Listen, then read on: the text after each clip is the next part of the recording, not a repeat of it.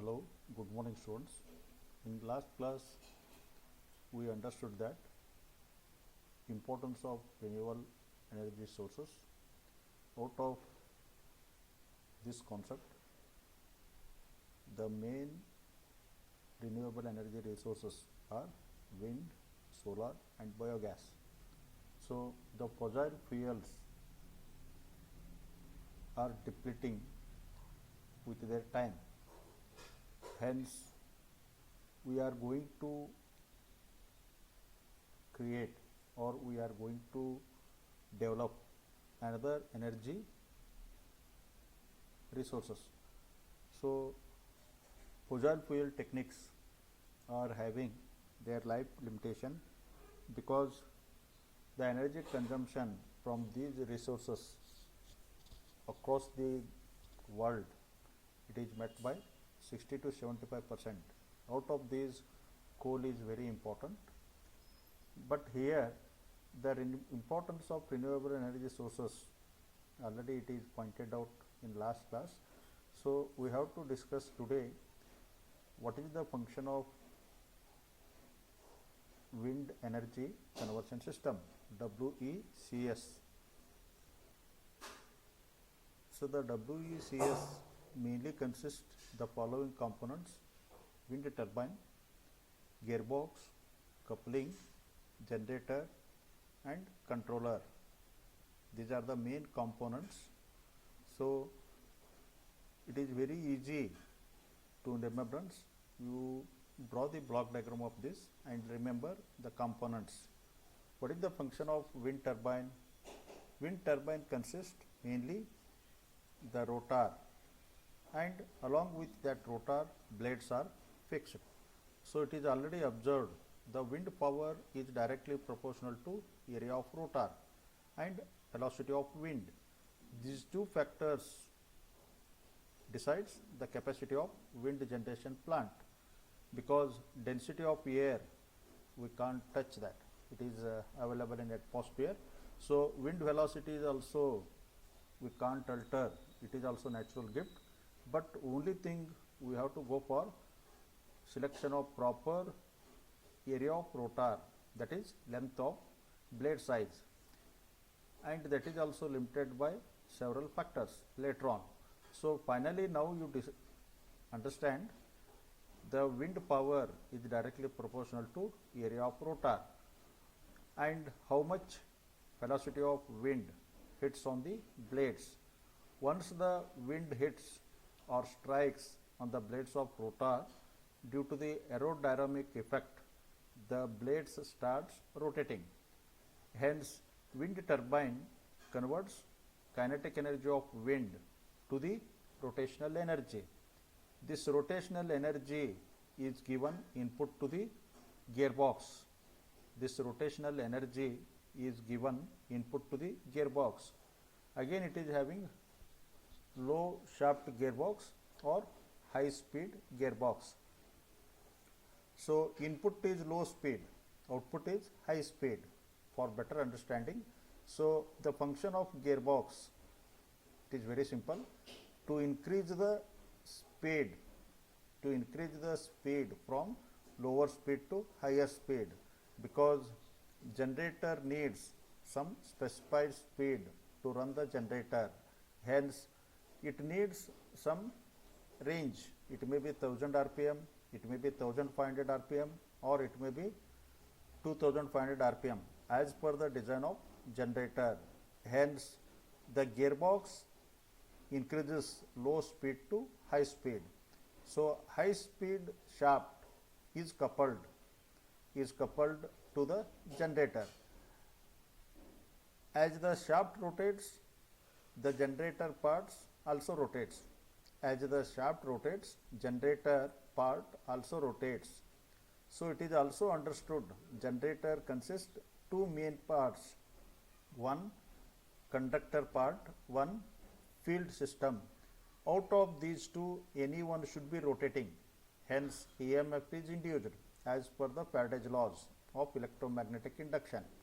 Hence, rotating part may be assume field. hence conductor system is stationary. As the shaft of wind turbine rotates, the generator shaft also rotates. Hence, the magnetic field rotates. The rotating magnetic field cuts the conductors. Hence, an EMF is induced. This generated EMF collected outside and finally given to the grid or distribution network. So, all these actions are to be controlled. One, wind speed we have to control. One, we have to control speed.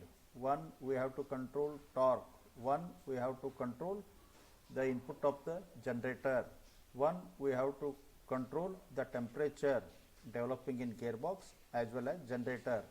So, these all inputs are required for maintenance. Hence, all different type of sensors are used. Then input to the controller. Some electronic controllers are there. Hence, it controls very well.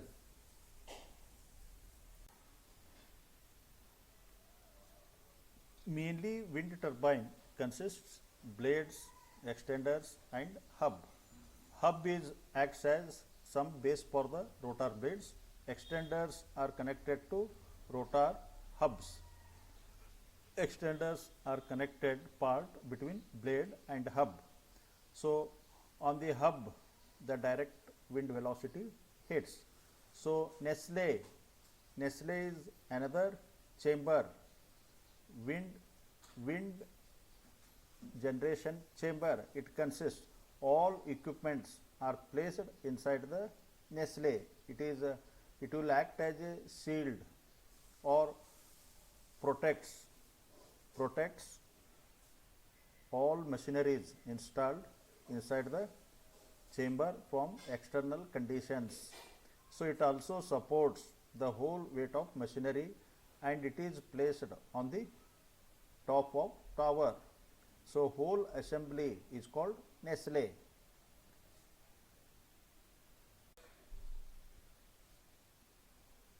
Some braking arrangement is also used because due to some maintenance purpose or due to some emergency condition we want to stop the rotation of blade.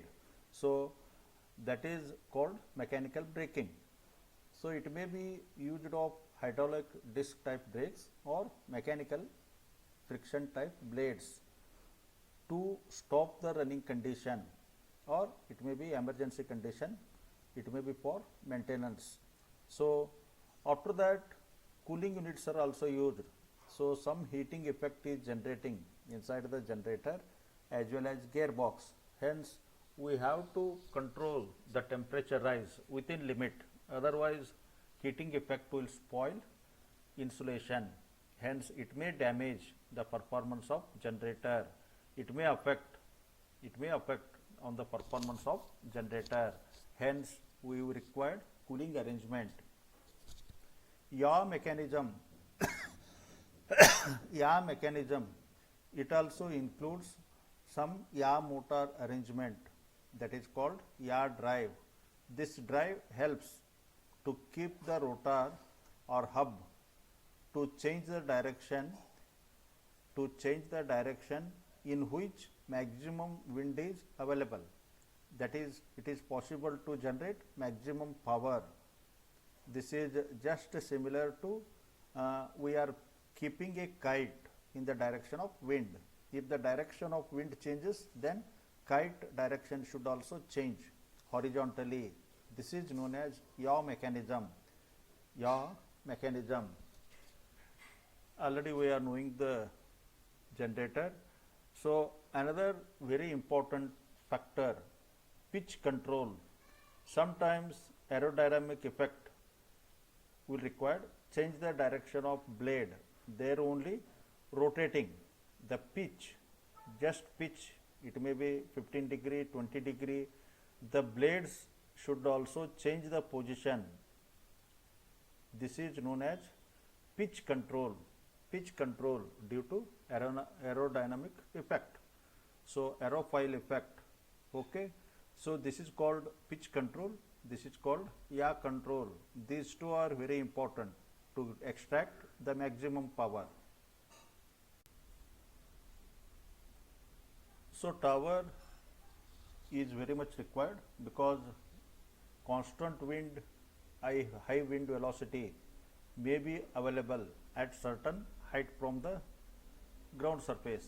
Hence, we have to place whole wind generation unit at height of the ground. So, it is achieved by the tower. The towers are constructed with some using flanges and bolts. So, some suitable RCC structure base is also required to carry the whole weight and sustain. So, this is the importance of tower. Then controllers, different type of controllers are required as earlier discussed. So, different type of sensors are used to control the wind velocity, to control the wind direction and temperature, and to halt the system during dangerous wind speeds, that is also required. You see in the diagram several wind generation plants are there, and after generation of power it is given to transformers, then through the transformer it may be given to remote distribution of electrical network, because it will serve to the some remote peoples who are not getting electricity from centralized distribution electrical network. So, it may be due to many reasons. It may be due to hilly areas, or it may be due to low density of people, or it may be required more length of transmission lines. In such conditions, their generation, this wind generation is installed to near those peoples or those areas, and generated power may be distributed to there only. It avoids the long distribution of transmission lines. It saves that. In this diagram, you view the clearly what are the different parts, where the gearbox is there, where the hub is there, where blades are rotating, and generator, which part is called as nacelle. And in the tower there is a arrangement to go up to that generator part. There is a arrangement of maiden. At the lower part some controlling units are placed. Then generated power is given to transformer. Then by using the controller inputs, we have to give for some controlling station nearby that controls. It gives the all computer data. Hence, each moment we can observe the performance parameters.